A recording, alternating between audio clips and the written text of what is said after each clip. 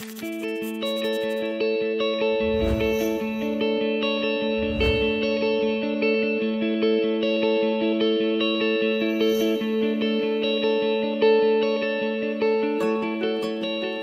passerelle e-santé, elle est née avec le plan cancer, la nécessité de créer une consultation d'annonce et derrière la consultation d'annonce d'être capable de fédérer et les associations et les soignants autour d'un plan personnalisé de soins. La nécessité de créer la passerelle e-santé, elle a été identifiée du fait que nos ressources étaient disséminées sur nos établissements, les associations intervenaient à l'extérieur et on avait peur un peu de perdre le patient dans notre parcours. Tout le monde travaillait autour d'un parcours de soins sans forcément savoir ce que faisait l'autre. On pouvait détecter une situation de précarité et ne pas savoir à qui s'adresser. On pouvait détecter une souffrance psychologique et pas savoir à qui s'adresser. Aujourd'hui, chaque membre de l'équipe de la passerelle e-santé est au courant, qu'elle est en charge de détection de toutes les situations de souffrance. On a profité d'une fermeture d'aile hospitalière sur la polyclinique du littoral pour créer une unité de lieu. Il n'y a aucune activité de la passerelle e-santé qui est payante pour le patient. La réorientation, elle ne peut pas être payante.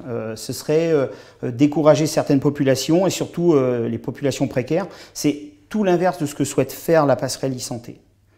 La qualité de la passerelle e-santé, elle ne vaut que par les hommes qui travaillent, des femmes, surtout des femmes, de tous horizons, diététiciennes, psychologues, nutritionnistes, socio-esthéticiennes, sophrologue, art-thérapeute, musicothérapeute, vraiment tous les métiers, tous les nouveaux métiers de la santé.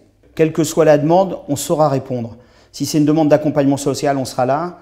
Si c'est une demande d'accompagnement, de diététique, de nutrition, une demande de se retourner vers les associations, nous, on sera là.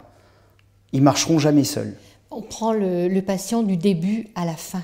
Tout le parcours est suivi, il est encadré pendant tout ce parcours de soins. Et ça, c'est très, très important. De la consultation, l'annonce, l'intervention. Il sait qu'il peut toujours faire appel à quelqu'un et il aura toujours une réponse et une écoute. Ce dispositif nous permet d'être le lien entre les soignants et les patients et donc de comprendre les impératifs de chacun.